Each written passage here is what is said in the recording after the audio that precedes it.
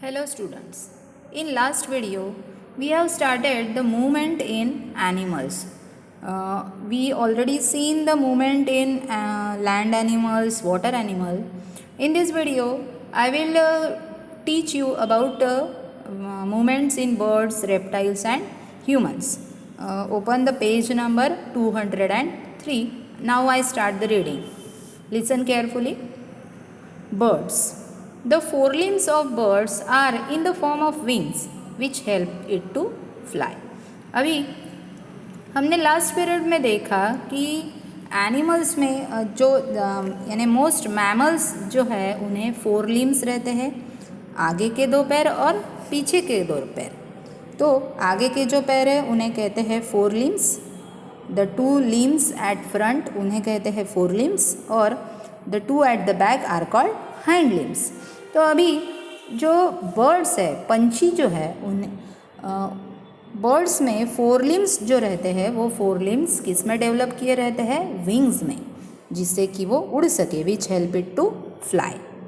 The wings have feathers. अभी ये जो विंग्स है उन्हें क्या रहते हैं? फेदर्स रहते हैं, छोटे छोटे फेदर्स रहते हैं. The wings are attach to the breast bone of the bird with the help of strong muscles. अभी इनके जो विंग्स है, पंछियों के जो विंग्स है, पर है, वो ब्रेस्ट बोन यानी छाती के चेस्ट बोन के पास, वहाँ के बोन से वो जो विंग्स है वो अटैच रहते हैं विथ स्ट्रॉन्ग मसल्स. मसल्स के द्वारा वो अटैच रहते हैं. These muscles enable the bird to flap the wings and to fly. अभी ये जो मसल्स है वो मसल्स स्ट्रॉन्ग रहते हैं, उसकी वजह से उनके जो विंग्स है, विंग्स को वो फ्लैप कर सकते हैं, हिला सकते हैं, ऊपर नीचे कर सकते हैं और जिससे वो उड़ सकते हैं. When a bird lands after a flight, it uses its hind limbs. जब बर्ड ज़मीन पे आते हैं, लैंड आफ्टर अ फ्लाइट, हवा में उड़ने के बाद जब वो नीचे ज़मीन पे आते हैं तो वो अपने हाइंड लिम्स यूज़ करते हैं. देखो उनके फोर लिम्स विंग्स में कन्वर्ट है, यानी आगे के लिम्स. अभी हाइंड लिम्स यानी पीछे की जो लिम्स है उनमें हाइंड लिम्स है. तो जब वो नीचे ज़मीन पे आते हैं तो वो अपने हाइंड लिम्स यूज़ करते हैं. It also uses them to walk, run, hop and perch. अभी ये हाइंड लिम्स जो है उससे वो चलते हैं, रनिंग करते हैं, दौड़ते हैं, हॉप यानी कूदते हैं, एंड पर्च पकड़ते हैं. The hind limbs are also use to scratch the ground, catch prey and attack enemies. अभी ये जो हाइंड लिम्स है उससे वो ज़मीन को खुरेदते हैं. कुछ आपने देखा होगा कोई भी जो पंछी है, बर्ड है, वो ऐसे ज़मीन में खुरेदते हैं और उसमें देखते हैं कि उन्हें कुछ खाने के लिए मिलता है क्या. तो उसे कहते हैं स्क्रैच द ग्राउंड. फिर प्रे, कैच द प्रे यानी शिकार, अपना जो खाना है या फिर शिकार है उसे पकड़ने के लिए. एंड अटैक एनिमी, कोई दुश्मन है उसके ऊपर अटैक करने के लिए, उससे बचने के लिए बर्ड्स वो अपने हाइंड लिम्स यूज़ करते हैं. Though all birds have wings, some are unable to fly because their wings are too weak for flying. सभी बर्ड्स के पास विंग्स होते हैं, पर कुछ ऐसे बर्ड्स हैं जिनके जो उड़ नहीं सकते क्योंकि उनके विंग्स जो है बहुत ही वीक रहते हैं. The emu, the ostrich, the rhea, the penguin and the kiwi are flightless birds. यहाँ पे पिक्चर में आपको फ्लाइटलेस बर्ड्स यानी जो बर्ड्स उड़ नहीं सकते वो दिखाए हैं. जैसे emu, kiwi, ostrich, rhea and penguin are the flightless birds. After that reptiles. Lizard, crocodile, turtles and tortoise are reptiles. Lizard यानी छिपकली, आपके घर में, सभी के घर में शायद से रहती है. Lizard, crocodile मगरमच्छ, turtle and tortoise are almost same, कछुआ है ना. These are the reptiles. They have dry scaly skin and lay soft shell eggs on land. अभी इनकी जो स्किन रहती है बहुत ही ड्राई रहती है और स्केल स्ट्रक्चर उसके ऊपर रहता है और वो बहुत ही दे ले सॉफ्ट शेल यानी एग्स का जो ऊपर का जो कवरिंग है वो बहुत ही सॉफ्ट रहता है. वैसे अंडे वो देते हैं. दो they have limbs they crawl. अभी ये जो रेप्टाइल्स है, लिजार्ड, क्रोकोडाइल, टर्टल्स, टॉर्टोइज, इन्हें छोटे छोटे उनके जो लिम्स है वो छोटे रहते हैं, तो उन्हें लिम्स है इसके लिए वो क्रॉल करते हैं, चलते हैं ज़मीन पे। Snakes are reptiles. अभी स्नेक्स यानी सांप, these are also reptiles. They do not have legs, they have scales और plates on the under side of their body. अभी स्नेक्स जो है इन्हें पैर नहीं रहते, आपने देखा होगा, और इनकी बॉडी पे, बॉडी के जो नीचे का जो हिस्सा है वहाँ पे स्केल्स या फिर प्लेट्स रहते हैं। These plates are attach to their ribs. ये जो प्लेट्स है या फिर स्केल्स है वो किसे अटैच रहते हैं? रिब्स को। रिब्स यानी जो चेस्ट बोन है हमारे, अगर आप अपने चेस्ट पे हाथ रखते हैं तो वहाँ पे आपको बोन्स महसूस आप कर सकते हैं, हार्ड पार्ट। तो ये जो बोन्स है, चेस्ट बोन, उन्हीं को ही कहते हैं रिब्स। तो ये स्नेक्स में ये जो प्लेट्स है वो रिब्स को कनेक्ट रहते हैं। When the snakes moves, these plates act like feet and the ribs act like legs। अभी जब स्नेक्स जब मूवमेंट करते हैं तो ये प्लेट एज फिट और रिब्स जो है वो लेग्स जैसे ही काम करते हैं, जिससे कि वो एक जगह से दूसरी जगह जा सके। Besides plates, they have strong muscles and flexible backbone, which helps them to move forward।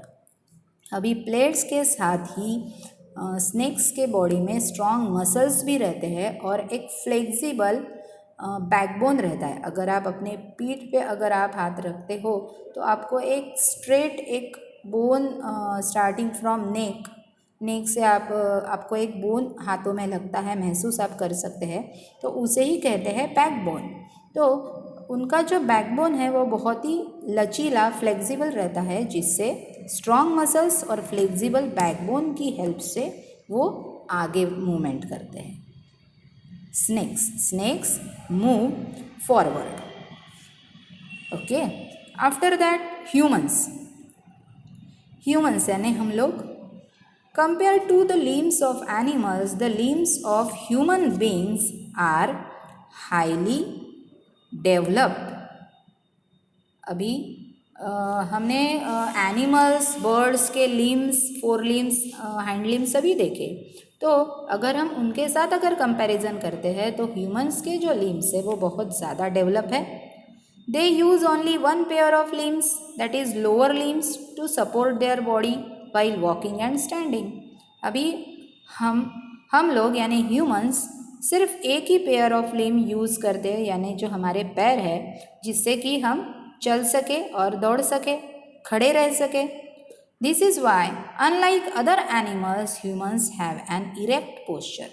अभी बाकी एनिमल्स से हम अलग है क्योंकि हमारा जो पोस्चर है वो कैसे है? इरेक्ट है, हम स्टैंडिंग है। जैसे बाकी जो एनिमल्स है वो झुक के चलते हैं, उनके फोर लिम्स और हाइंड लिम का यूज़ करके वो चलते हैं, वैसे ह्यूमंस में नहीं है, इसलिए हमारा पोस्चर इरेक्ट है। They stand, walk and run with only one pair of limbs called legs. Humans जो है वो चलते हैं, खड़े रहते हैं या फिर दौड़ते हैं सिर्फ with only one pair of limbs called legs.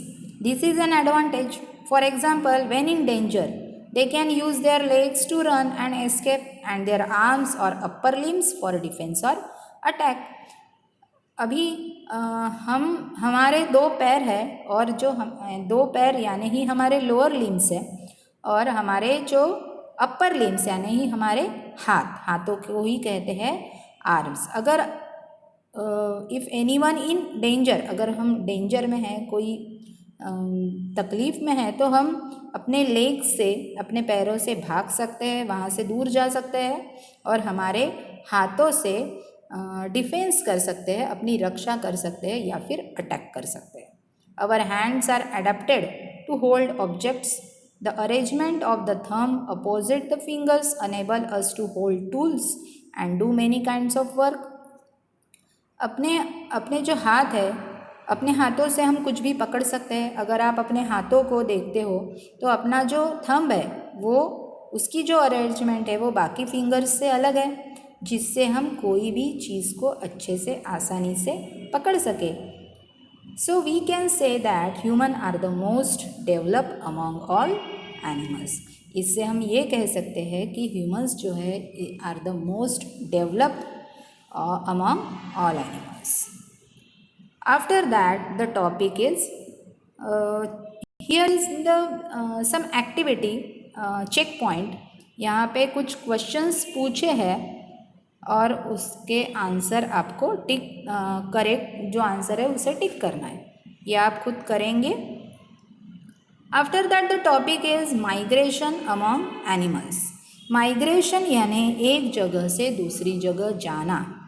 Migration movement of animals from one place to another. Mass movement of animals. ठीक है, तो अभी some animals move great distance at certain times of the year. कुछ जो animal है वो बहुत ही दूरी का सफ़र जो है वो तय करते हैं. This mass movement of animals from one place to another is known as migration.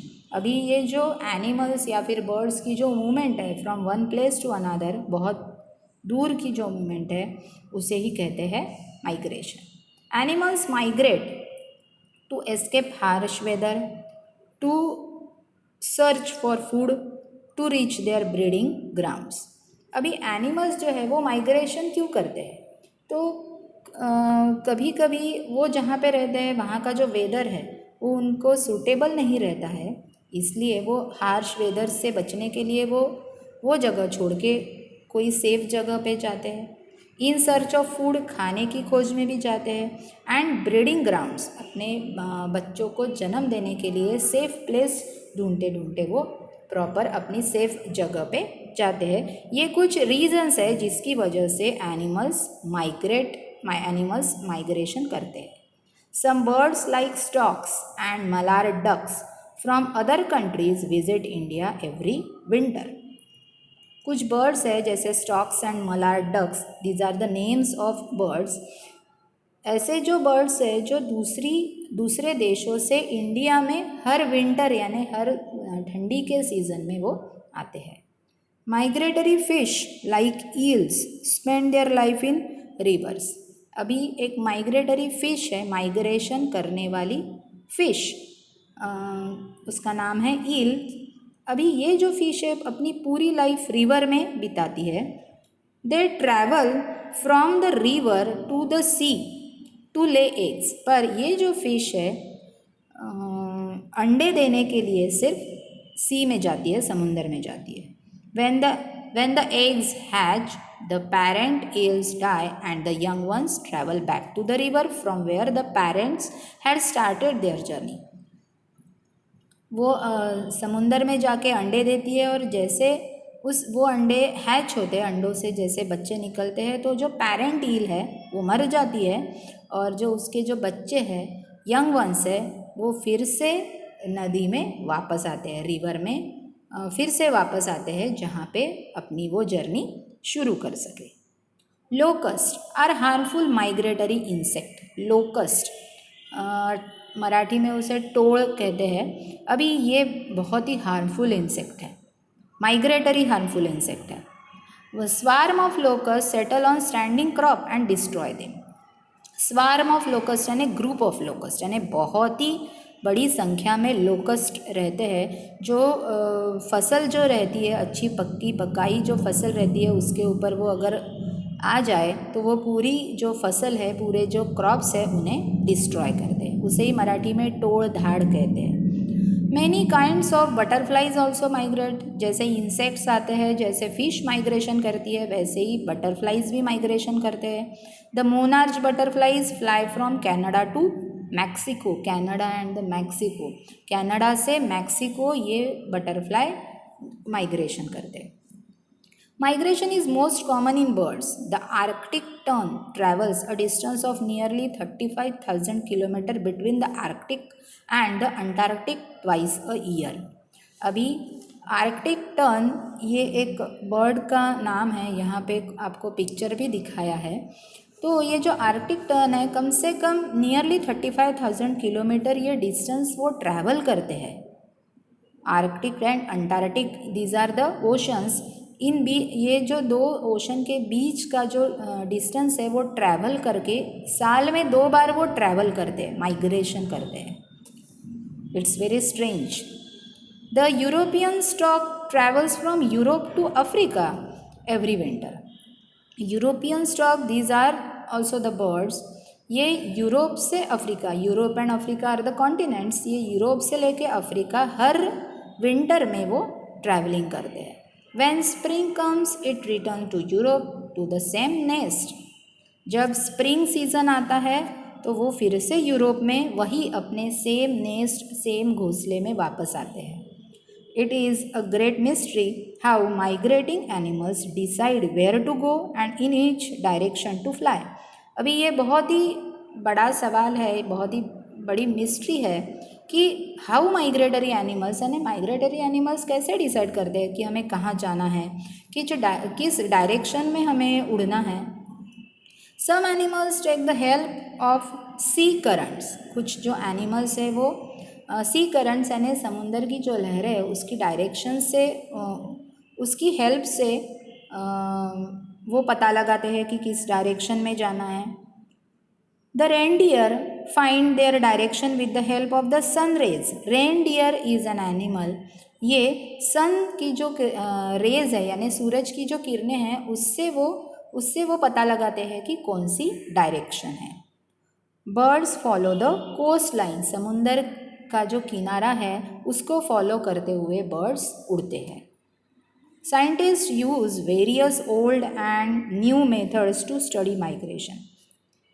अभी ये बहुत ही बड़ी मिस्ट्री है कि हाउ, यानी देखिए बर्ड्स, एनिमल्स ये बोल नहीं सकते लाइक ह्यूमन, फिर भी वो एक जगह से इतना बड़ा डिस्टेंस ट्रैवल करके एक जगह से दूसरी जगह जाते हैं.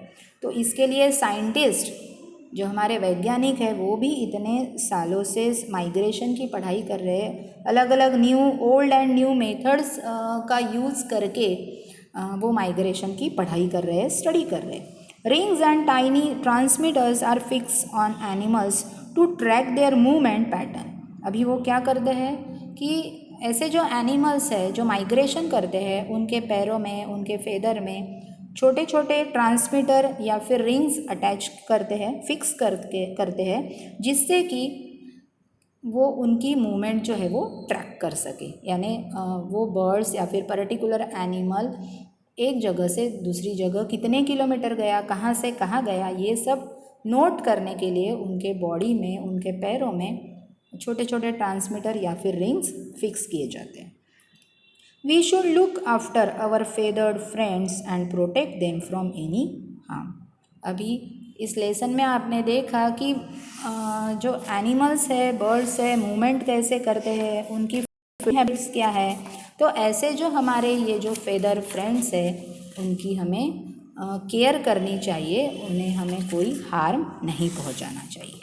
Here is the lesson, chapter of second chapter, animals everywhere is finish. Thank you.